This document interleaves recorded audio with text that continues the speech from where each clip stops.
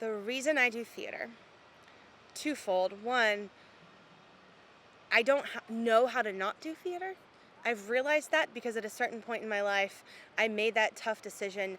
Do I go off to get my MFA and be a theater artist, or do I go to law school? Because I always wanted to be a lawyer from the time I could start talking.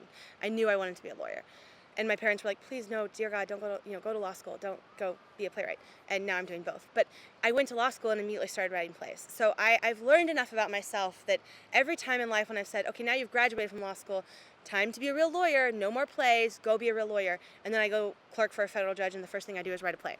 So I've learned, just stop it, just write plays, it's okay. You don't have to tell yourself you're gonna go be a lawyer that doesn't do theater. You can do both. There's no reason to choose one or the other. But also, besides just this sort of inherent drive to do theater, as a lawyer, I have really studied the canon of American Indian jurisprudence from the Supreme Court and seen the harmful narratives that have been constructed about my people.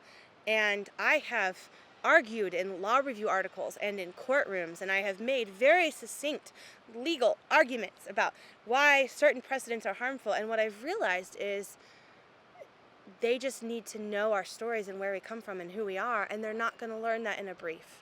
They're not going to learn that at a rally where you stand up at a podium and say rah, rah, rah, even though those things are important. But they're going to learn it through art.